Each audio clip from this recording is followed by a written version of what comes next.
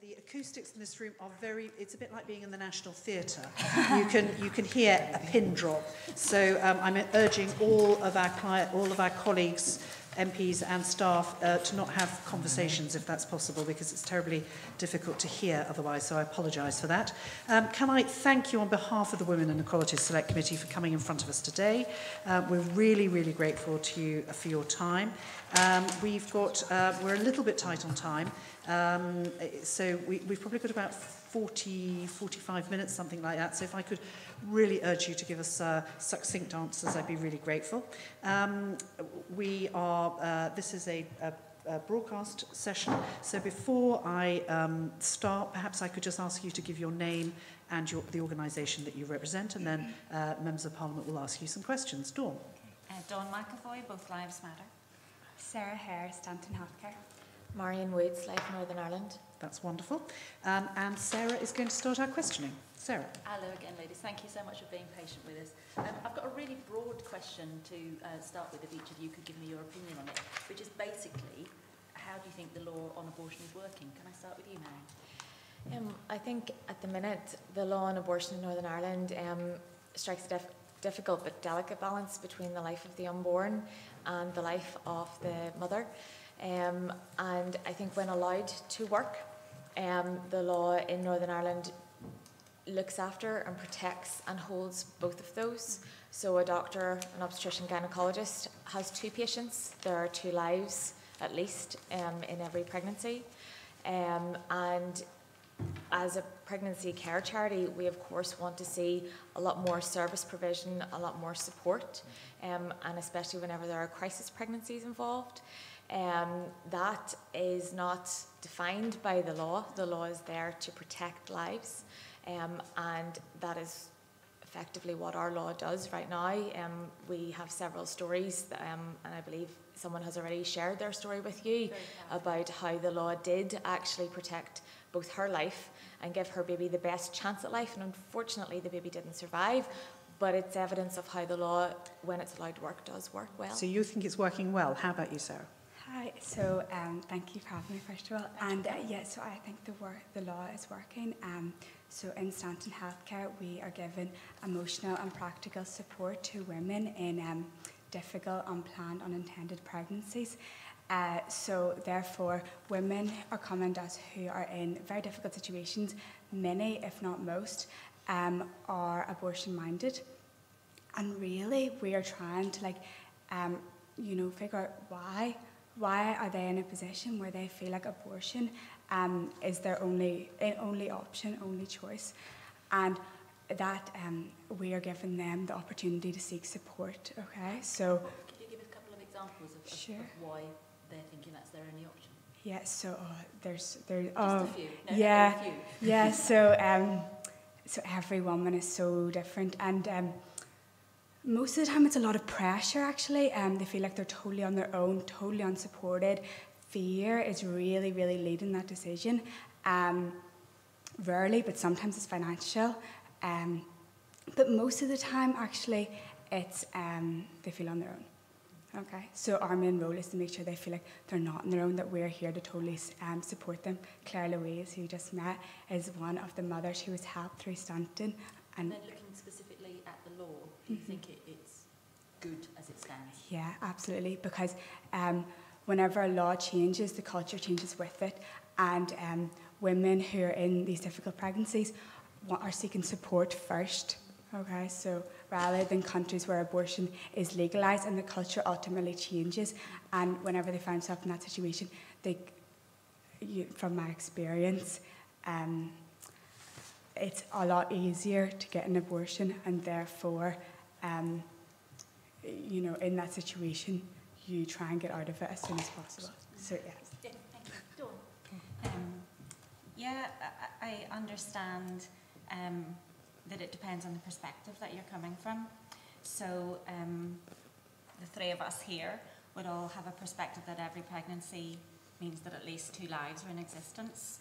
So coming from that perspective, our law means that over 100,000 people are alive today who would not have been if Northern Ireland had introduced the 1967 Abortion Act along with England, Wales and Scotland. So that report was launched by us when our campaign began in January 2017. Abortion activists challenged that claim and reported us to the Advertising Standards Authority, who then commissioned an independent health statistician to look at our research. So using government available statistics, the health statistician said, directly related to our law, over 100,000 people are alive today in Northern Ireland. So that's 5% of the population. It's a significant number. But we recognise that the law on its own isn't enough. The law says no to abortion, but women need enabled to choose life. So we talk about the culture, the law shapes culture, in saying that abortion is wrong. You need a trinity, really, of law, life-enabling services and a life-affirming culture, which strengthens and underpins the law. So, as Sarah's just said, similarly, we have had women telling us their stories as to how the law here has impacted them. Conversely, women who have travelled to access abortion and now regret it. And actually, one of the stories on our website is really striking. You know, Rebecca unfortunately couldn't come today, but as she says, she discovered late in her pregnancy. She was 24 weeks when she found out she was pregnant. And she'll acknowledge that if she'd been earlier on in her pregnancy, she would have panicked. She'd just done her A-levels, she would have felt, I need an abortion. Even if she'd been in GB, she wouldn't have been able to have an abortion. And she said that initial panic, that feeling of, I need an abortion, because she couldn't here or even in GB, then she said over time, she accepted. It didn't ruin her life being pregnant. She went on to university, she got her degree, and as she said, she's now doing life with her son. So that we would celebrate the law that we have. So, and that's a great story.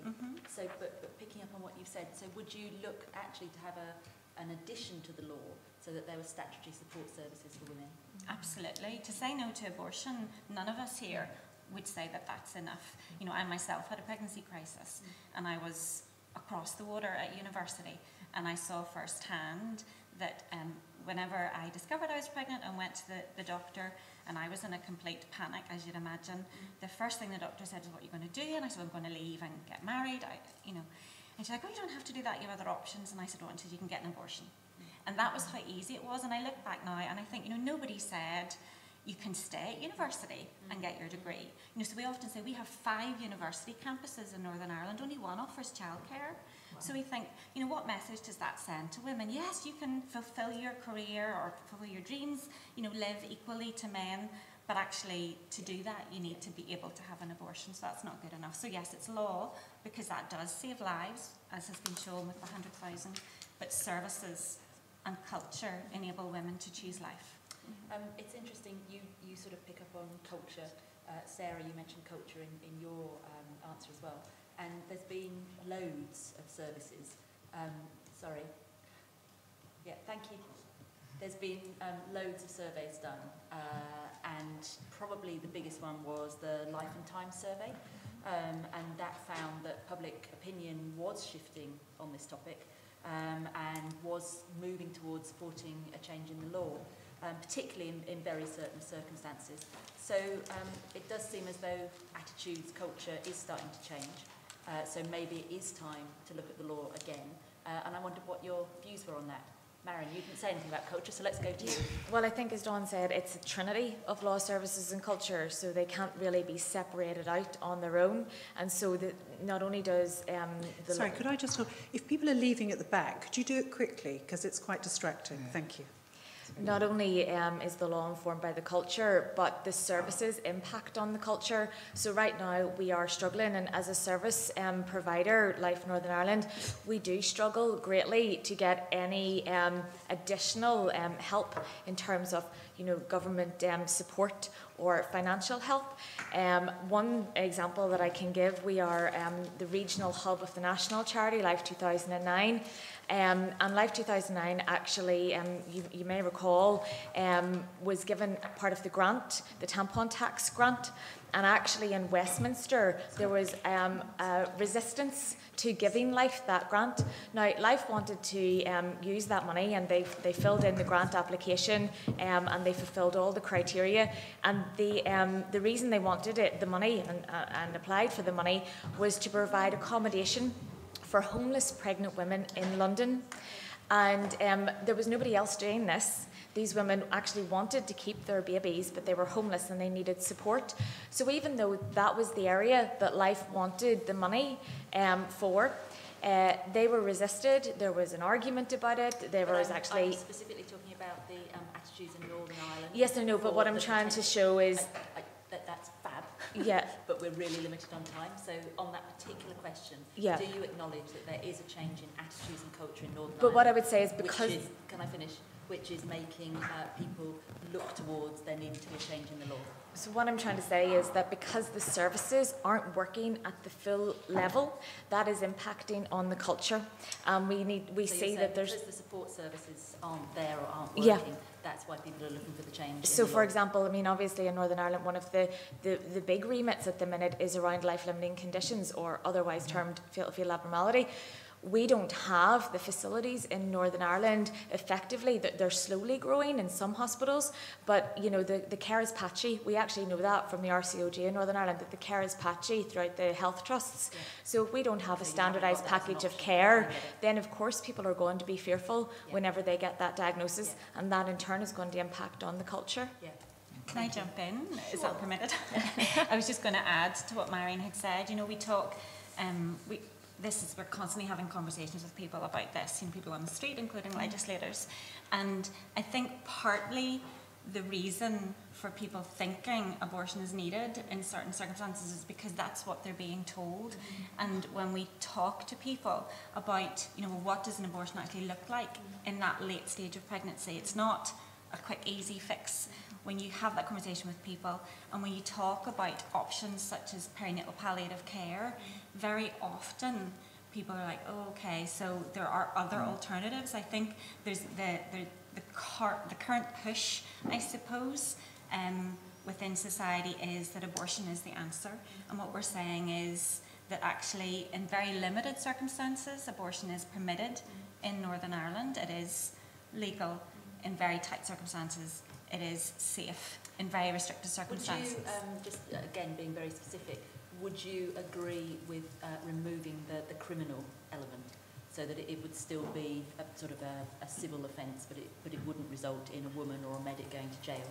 Is that restricted in any way, or just generally speaking, removing the criminal? No. And I'll tell you why. Actually, there are two, in the past 10 years, there have been 2 criminal convictions, and both have been in Great Britain, and they've both been for women in the 3rd trimester. One woman who was in her 39th week of pregnancy who self-induced a termination. So I think we have to consider, as we've said, there are 2 lives in existence, and the criminal law is there to protect everybody in this room from being harmed by another person. And when you're coming from our position to say that unborn human beings are just exactly that every pregnancy means there are 2 lives, then as a mum, I would expect the law to protect my unborn child. And if my friend was sitting beside me pregnant, I would expect the law to protect her unborn child. Sarah?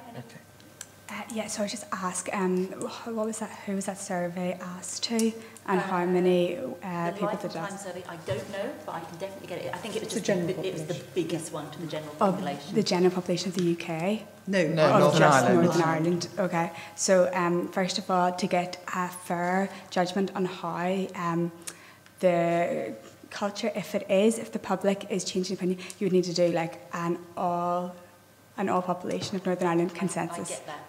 What I'm asking is, do you think that the culture is changing so that there would be a move towards changing the law, or do you think that it's static and it's still fine as it is?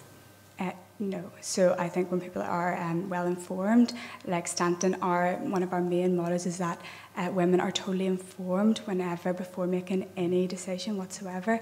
And if the whole of the population, or the whole of that 1,000 people, were totally informed as to what abortion is obviously the intentional killing of a human being in the womb. And opinions do change, and especially the wording of the question is a massive contribute. Thank you. Jeff.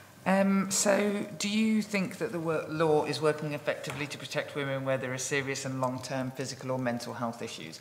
And specifically, I mean, you have all quite clearly focused on late-term abortions. So, if I can ask the question with regard to early abortion, and say, do you think that if there was need for an early abortion through the rape or incest or something that would deeply affect a woman's mental health, that there is the law currently protects them? Okay, so obviously, like, we're working one-on-one with women. So just to give 2 examples, recently we had a girl who accessed something very abortion-minded. Mentally, it was very, very difficult for her. We got her access to a psychologist. She got support through that psychologist, and now is in a very much more positive position in her life, and she has chose life for her baby. Just a second example, just to, obviously we also offer post-abortion care, and recently one of our clients was suffering after having an abortion 3 years after. How it affected her mentally was extremely worrying, suicidal thoughts, and I worked very closely with her, and it was absolutely, like, devastating in every way, and I felt nearly helpless, like, oh my goodness, what can I actually do? So you think that in that case, because that woman had had an abortion, that she definitely deserved, that her mental health hadn't been taken consideration of in that example? Well, I really followed that on, Jess. I would ask, are these women being informed whenever they go into these abortion clinics? Are they being told there is an 81% risk that this will increase your mental health problems? That's a Coleman study. Are you asking my opinion? Or more like a general? So I think that what you're suggesting is that it's fine at the moment for in cases of rape, incest, and women who have very serious mental health challenges through their pregnancies, that the law is currently fine. Okay, so I think that women need real support. I think they need real psychological, mental health support.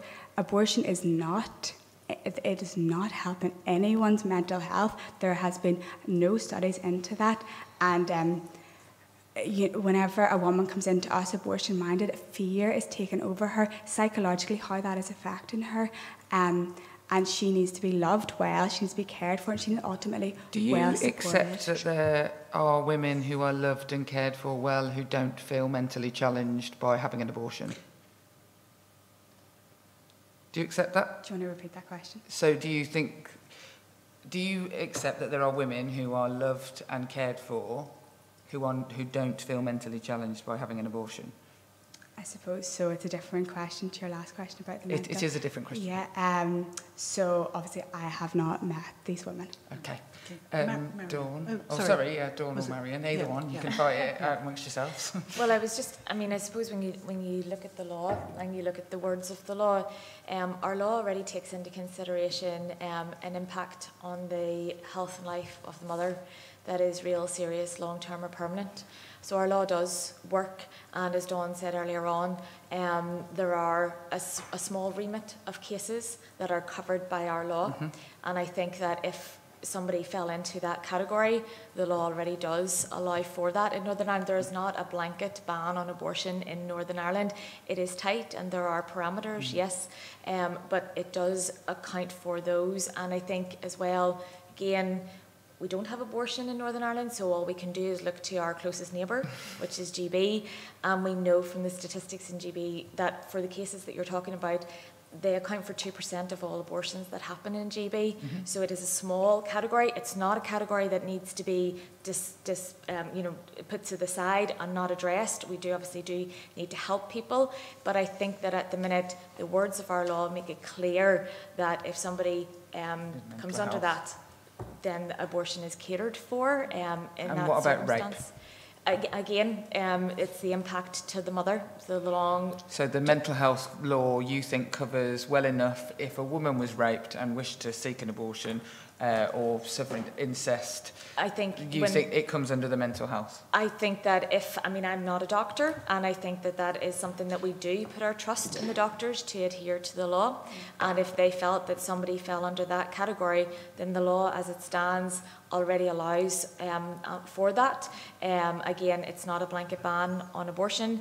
And again, coupled with what I said before and what we've all said before, there has to be that parity of services and there has to be that parity of support. I think I would say law is not policy. You know, for want of an overused term at the minute, the law is a backstop. You know, we almost avoided it all day. Had to bring it in. But to that degree, then I think the concern would be twofold, that abortion would be presented as a solution to rape or as something that heals a woman from rape, and I don't think that assumption should ever be made. We have... Do you think that abortion is being offered as a cure for rape? I think it can be presented as helping a woman, or if she doesn't have an abortion, it adds to the trauma. I don't mean that in a derogatory sense. Carol's story on our website is exactly that, and in her words, she got over, and again, this is not derogatory, these are her words, she got over the rape, she never got over the abortion. We know stories of women who found healing through continuing with their pregnancy and would refer, this is not a rapist child, this is my child, and they gathered some form of self-empowerment and control. Of course. So I would be concerned that it would be presented as a de facto. I'd also just say, sorry, just to finish, when you talk about mental health or mental trauma, I mean, you all know as well as we do that the vast majority of abortions in GB are covered by a very loosely or undefined mental health ground. So what we're trying to say is because there are two lives, then health should be defined, and abortion should never be presented as a default option. You have all mentioned case studies, and we all live through case studies, and they're the most helpful thing to us. Do you recognise that the case studies that you were talking about, where you're talking about a rape victim, for example, who felt healed by her, do you recognise that... No, sorry, she had an abortion and then regretted it. Regretted it, sorry, I apologise. You said you'd seen other people who had felt healed by going on with it. Do you recognise that women all have different experiences and those won't be the experiences of all women? Absolutely.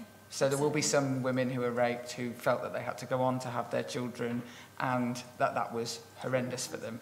But I think, and you're absolutely right, I suppose we refer to personal stories because that makes it real, but at the same time the law has a duty of common good and public good, so the law doesn't depend or it's not put into law based on one story, so you take collectively women's stories, lived experiences, and I suppose coming from Northern Ireland, 50 years of restricted abortion, we are coming from a very different culture, and we have 50 years of government statistics to show what the outworkings of pro-abortion policies and laws are.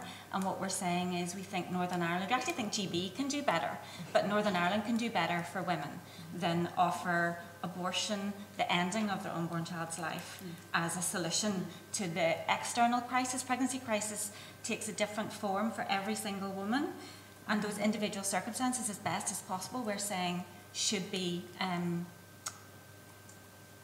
drawn alongside and some solution should be made.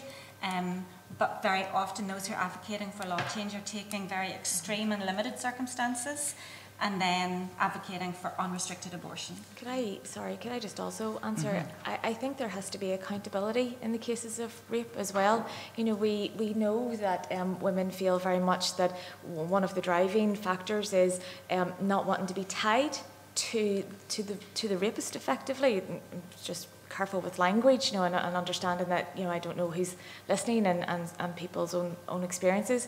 And so I think we need to do something that assures a woman that if she continues with her pregnancy, that she's not necessarily going to be linked. You know, the rights of the man in that case are severely reduced, that there are policies around that, because, but there should be. I know, but that's my point. My point is that helps when you, when you talk about culture, that's one of the impacts on the culture, and it's also one of the impacts on the services, and therefore one of the impacts on the law. So I think we have to look at that. That's where women want the help. You know, abortion isn't a sticking plaster to what the woman has gone through, and so therefore we have to actually look at that wider context, and we have to remember what we're dealing with. So there has to be accountability, there has to be you know, criminalisation of the person who has committed the crime, but also then looking forward, what does that mean for that woman and her child, and the life that they're going to lead. Yeah, generally speaking, better reporting, sentencing, prosecution. You know, do you all campaign for that as well? So you're all making a very good case for women's economic empowerment and women's safety empowerment. So it is a key part of each one of your campaigns to campaign for example, this exact thing. I know. Absolutely. You know, limited capacity, but we often say, you know, abortion shouldn't be looked at in isolation. You know, it's a chain link. You know, a woman generally doesn't feel a crisis pregnancy just because she's going to be pregnant for 40 weeks. You know, it's the external stuff, or even the next like 20 years after the birth that causes crisis. So it's all of those. It's absolutely all of those policies. Government should enable families and should enable women to choose life, and shouldn't pit women against their children. And just very quickly, just to finally finish off and say, are there any circumstances in which you believe that the law should be changed in cases of rape or fatal abnormality? Any because we've had evidence that there has been a change in the way the law has been interpreted. Well, that's what I was going to say. Our concern, and we have often said, we acknowledge the RCOG have said there's been a chill factor, probably going back to 2013, talking to parents who have either accessed termination in Northern Ireland pre-2013 or didn't, based on, for example, medical diagnosis. There has been a change. We are not policymakers or legislators, but what we often say is that the law should be able to be interpreted and applied, and if that is not working, then that's a problem. But that doesn't necessarily mean there needs to be law change. So you think the chill factor is a problem? Well, that's what we're being told by medics, yes. Okay, by medics, Okay. Okay, right, Angela. So, obviously, in the absence of an assembly in Northern Ireland, who do you think is responsible for ensuring that the law on abortion is effective and it's upheld? Or is that it? Well, obviously, there was a vote taken in 2016. The outcomes were both pro-life. And right now, our elected representatives, we have 11 MPs in Westminster, and 10 out of them are continuously voting pro-life, so against any change in our laws. So that's who should represent us. There's definitely like a bullying factor when it comes to the UN and Westminster dictating the laws in Northern Ireland. The three of us are women of Northern Ireland, and it's... Sorry, did you use the word bullying? There's a right, okay. That rather than our elected representatives being allowed to dictate what our law is, there is an outside movement trying to change our laws. But the point is, if you had a Northern Irish Assembly in action right now, who would be responsible? Well, obviously the government. So it's up to your Assembly, really? Yeah, absolutely. And then, Yes, it's devolved to Northern Ireland. I think if Westminster sought to impose anything over the heads of our Assembly into what is a devolved issue, it would be a dangerous precedent for devolution. I think it is, we do have a time, do you know, we were laughing about this earlier, you know, the portrayal of Northern Ireland as sort of the handmaid's tale, this sort of little bubble in the UK, as if women here don't have our own voice. As Sarah said, you know, the politicians that we have been voted in by the people of Northern Ireland. So if their perception of our law is that it shouldn't change for abortion, they've been voted in very often on that manifesto. So they're not speaking outside of the people. Tomorrow, if if there was another Northern Irish Assembly established tomorrow, do you think people would vote in the same way on these issues? Like, do you think they would vote for the same people? I think we're they talking would, to people. yeah. I have no reason to suspect that they wouldn't. So you don't feel there's any change? I think I think actually the recent Westminster election showed that they probably would. You know, when you take the 10 MPs that are sitting in actually in alongside the government at the minute, you know, and I think that would be very reflective of probably what would happen at an MLA level. I just think that we did a poll recently in October, if you don't mind me just giving sharing that figure, in October of last year, October 2018, a Comres poll, and we asked people this very question. Who should be responsible, and 64% of people in Northern Ireland, and when you broke it down, that equated to 66% of women, and interestingly 70% of 18 to 30-year-olds felt that abortion law should be a decision made by the representatives in Northern Ireland and not by MPs in the British government. You just said that medics are telling you that there's a chilling factor as a result of things that have happened. And that chilling factor is potentially changing access to abortion for women whose lives could be in danger. At the moment, there is nobody who's responsible. I'm just, if I can make my question, there's nobody responsible for looking at that potential change because we don't have a Northern Ireland Assembly. Doesn't that concern you? So just to pick up, you said for women whose lives are in danger. Yes. I would absolutely refute that women's lives are in danger because of the current circumstances in Northern Ireland. There's no evidence of that fact at all. Well, we've spoken and I to know, women who I know that you told us had a that. story earlier of a woman whose life was actually saved by our law. Yeah. So as much as I'm saying But medics are saying can I there's just a chill reassert factor. Can I just reassert the question though? It's not about those women who are making that choice, or it's women who've been told by their doctors that they could die of septicemia. And the chilling effect that you agreed might be happening currently is not being looked at by anybody because we don't have an assembly. So in the absence of the assembly, who do you think should be looking at that to make sure that women's lives aren't in danger? Just to challenge the exact example you gave. Was the exact story you heard? That was the story I was referring to.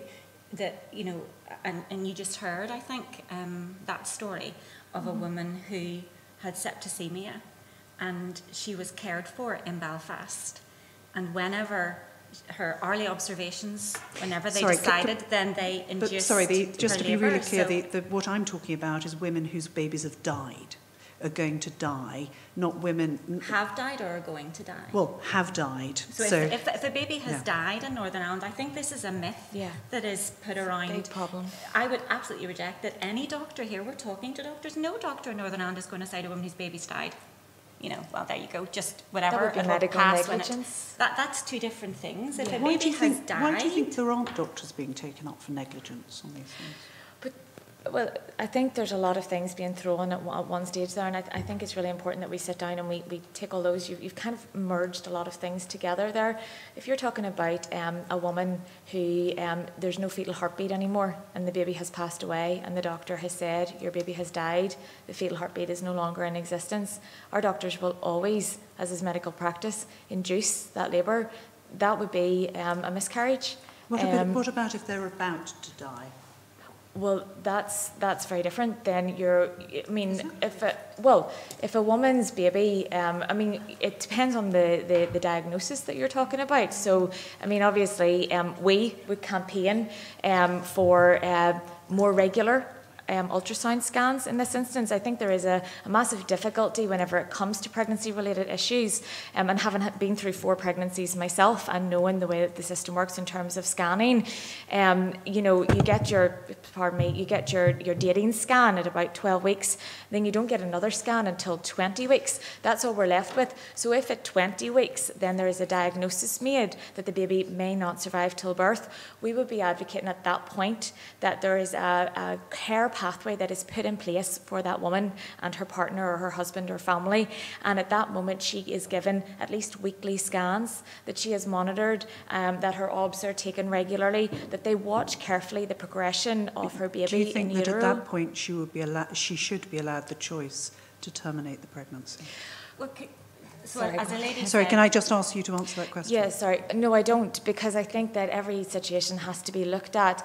I mean, if we're talking about an abortion just purely because a baby has a condition where they may not live or die, no, that I don't agree with that. I think there should be a perinatal pathway of care that I have described, and I think that that's where, you know, a lot of, you know, you talked about the chill factor, that's where the question started off.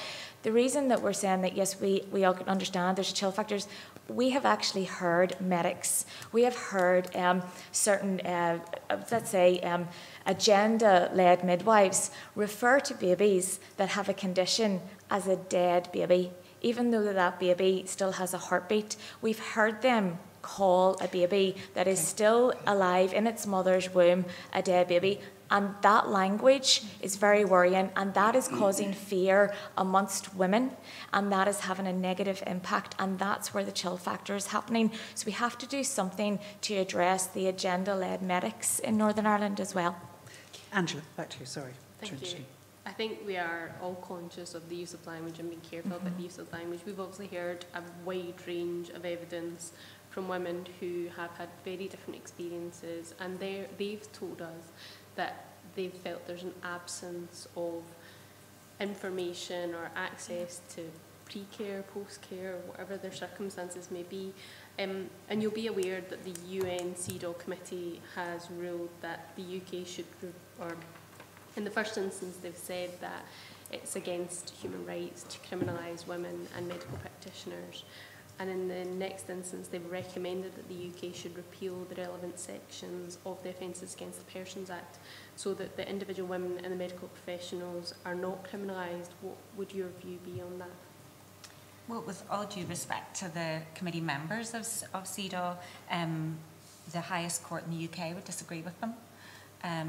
So again, I think we have to be really careful what we're talking about here. So you don't so feel one, that it's a breach of one human UN, rights? well, according the interpretation of the convention by one committee would suggest that the UK is not compliant in those areas, but the Supreme Court of the UK has disagreed.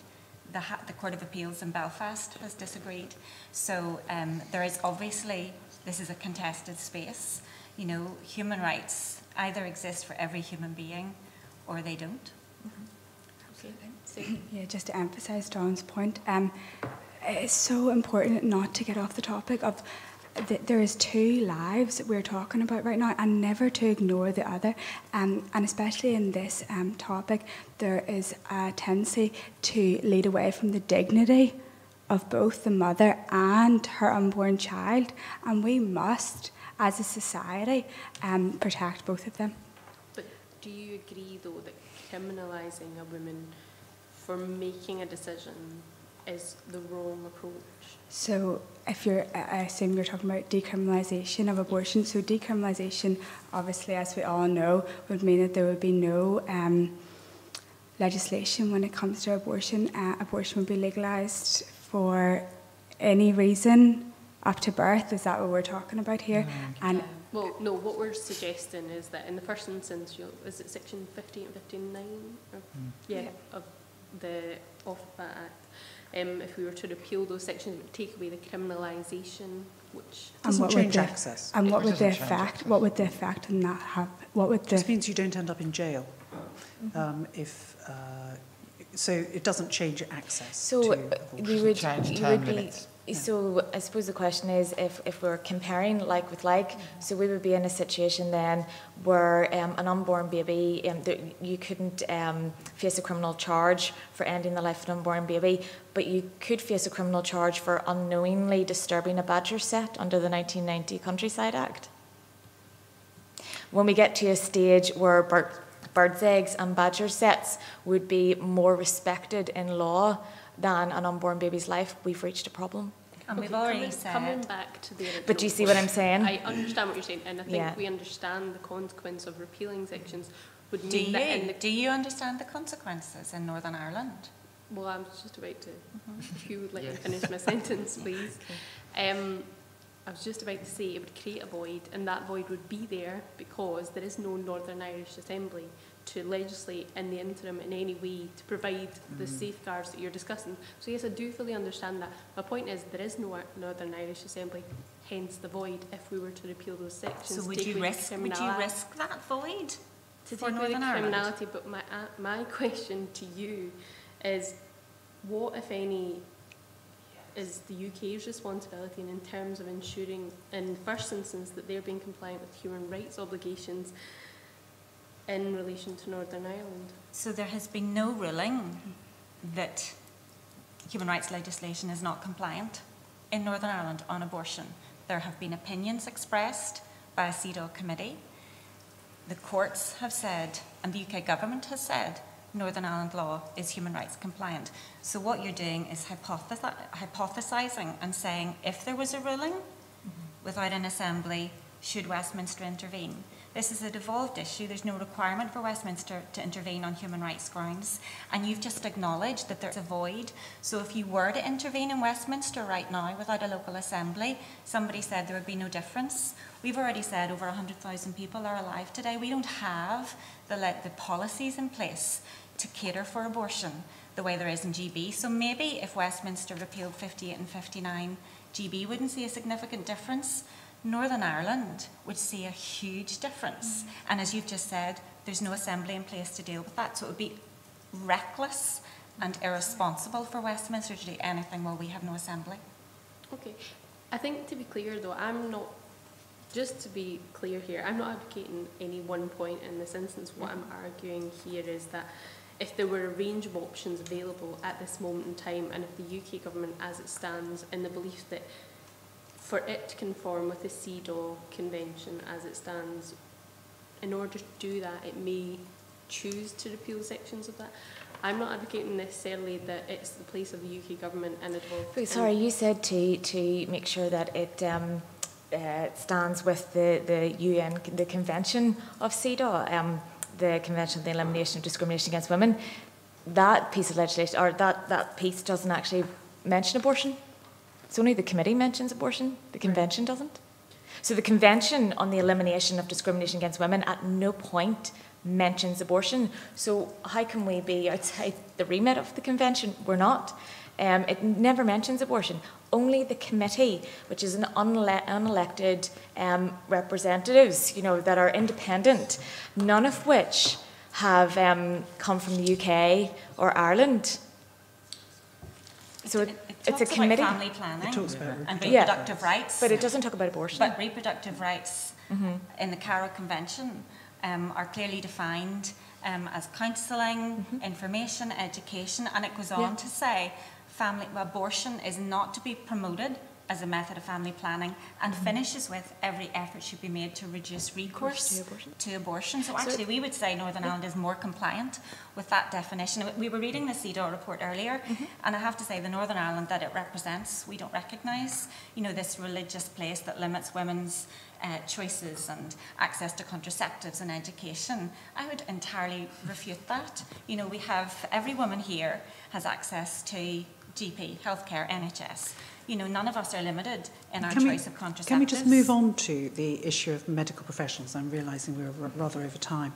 Do you think medical professionals, and I'm talking here about Northern Ireland now, not about Great Britain, do you think medical professions are consistent about how they advise and treat patients within the current law? No, we know from speaking to the RCOG that care is patchy. I referred to that earlier on, and I think that is in terms of advice that's given and also service provision that is there and care packages that are there. And we do advocate for a standardised care that both at a statutory level and also where charities can also impact on that too. Would you recognise the characterisation that access to abortion isn't consistent? Within the law law in Northern Ireland? Yeah. I'll take your word for that. We're generally talking about the care that's given and recognising there's been a chill factor. So I suppose you could read into that, but medics would be best placed to say that. That's evidence we've been given. I mean, Okay. I'm only giving Well, if you... that's evidence you've been given, I've no reason to question that. But also You would think that that's possible, that access to abortion in Northern Ireland is inconsistent? Within the remit of the law, within the chill factor, that may be the case, but I haven't seen what you're referring to, so... Right. Again, I haven't seen. I'm not. It's the Royal College of Obstetricians, I think. Okay. Yeah, Okay. being quite clear. Yeah. Within patchy and inconsistent, that may be the case. Okay. So, if we've got this inconsistency, who do you think would be? And you've said there is inconsistency. I mean, who do you think is responsible to make sure that there is more consistency, both in terms of what the medical professions are talking about, and also there's sort of people's access to whatever service it is that they want? I mean, whose responsibility is that? If medics are, for whatever reason, not in a position to either interpret or apply what is law in Northern Ireland, if there is that breakdown in communication, then that is for the health trusts and legal teams to figure out. You know, we have often, these are some of our brightest and best, you know, legal experts, medical experts. If they can't figure out what existing law is, interpret it and apply it appropriately, then it sort of beggars belief. But certainly, as we have said, we recognise, they say there's a chill factor. So what we want is for existing law to be able to be applied. So you'd like clearer guidance to go out to the medics? Well, and certainly guidelines, it's been a bit of a political football. We're very aware this is a political issue because legislators make law, but we don't want it to be politicised. And whenever we're talking about consistency of advice, consistency of I think, access. You have addressed the fact that, you know, we don't have a government, and that is a problem, you know, in terms of us sitting here as members of the community. You know, we want nothing more than to see our government back up and running so that these issues can be dealt with and can be dealt with effectively, so that the Department of Health can issue the guidance that is needed, so that we can lobby the Department of Health for that standardised care pathway for everybody. So absolutely, you know, and that's why we do keep on speaking. We're speaking all the time, although our MLAs obviously aren't in the Assembly. They're still doing constituency work, and we're trying to talk to them as much as we can so that they understand that the issues aren't going away and that the issues do need dealt with. And we are in a bit of a vacuum at the minute, and it frustrates us as much as it frustrates anybody. And we would love to see some way that was resolved and that we had that government up and running and that we could talk about these issues and provide that care for women. Let's put the government over there for the moment, because governments don't actually regulate medical professionals. That's down to BMA. Are you surprised the BMA haven't picked up on this inconsistency and tried to support their members in getting more consistency? Forget changes. I'm not talking about changes. I'm just getting consistency, and we should never have a medical profession that's responding to a chill factor, should we? Shouldn't their professional body be helping them more? I suppose that's what I was maybe not very well sort of putting across. Yes, if there is a chill factor, I am surprised that within the medical profession it's not being able to be resolved, considering you know they have their own legal experts. I mean, we're parents of girls. Dawn's are slightly older than mine, but there, you know, obviously there will come a stage whenever they will be in that situation of being pregnant. We want to see the best service around pregnancy in Northern Ireland. We want to see world-leading services. And so, yes, we need that standardised care. We need it not to be patchy, and we need somebody to step in and to take the lead on that. So as organisations, have you contacted the BMA to say that you're concerned about this inconsistency and the chill factor, because you're concerned that there is a consistency there within the current law? It's a very good idea. We have talked and met with the RCOG, but no, we haven't contacted the BMA. Well, the Royal College is very important, but they have absolutely no sway over the regulation of doctors. And if doctors aren't being consistent, then I would urge you to consider that. Thank you. We'll take that on board. Tonya. Okay. So what role, if any, do you think the police and criminal justice system have in investigating and prosecuting abortion or suspected abortion in the case of stillbirths? So, you know, are they, you know, should they be investigating and prosecuting in these cases in Northern Ireland? In the case of a stillbirth? Yeah. Why would they do that? Because they suspect that it was actually an abortion and not a stillbirth. If somebody in the medical profession So recorded it maybe as a stillbirth. That's, my goodness, very I have hypothetical never situation. heard that even suggested. I know that there's a lot of scaremongering in some South American countries that women are being imprisoned because they've had miscarriage of stillbirths. There is no reason to expect that would be the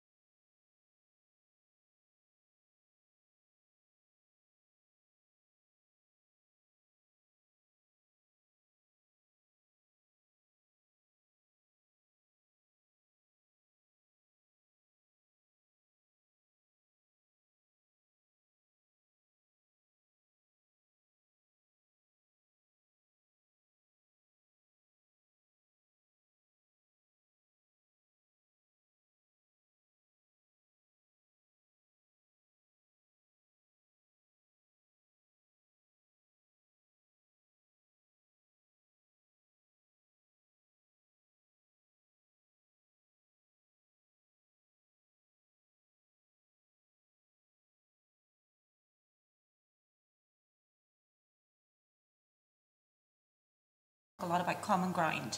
You know, it's not about yes, no abortion debate, services, etc. I was appalled, and it speaks, I know it does speak into what you just asked, because at that activist event, they were saying, seeking law change will go through the courts, will go through the Legislative Assembly, but it's also about making the law unworkable.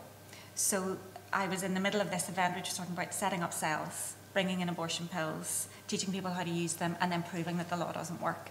So I do not doubt that there is an activist element to this. As regards the numbers of women, I mean, I think it was a GB survey said that 40% of women, I think, don't even know that abortion pills, you can get them online, you know, on the internet. So I think as regards the bigger picture of decriminalisation, I think we have a duty as a nation state to not change the law because people are breaking the law. You need to look at why, if the law is being broken, why it's being broken. As regards the numbers of women in Northern Ireland who are doing that, it is unknown. Only those who are supplying the illegal pills know. What we do know is that abortion here is still happening at about 6 times lower than in GB, the abortion rate. Recorded, yes, but 6 times lower. So there's a massive gap there.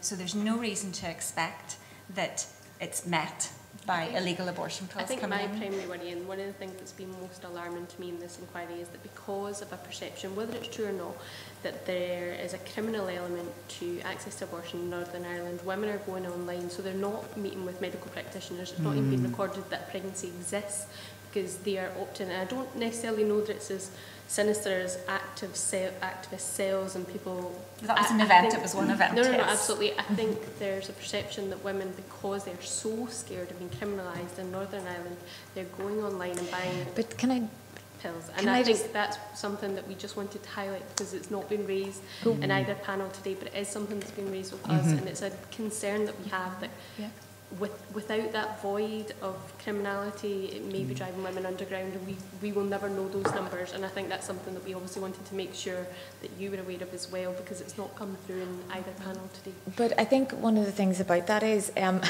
the reason that women are scared is because of the activism and the constant use of the phrase criminalisation. There is no woman in Northern Ireland sitting in jail right now because she accessed abortion or took abortion pills. Do you think just that nobody there. if she did, there should be? I think that...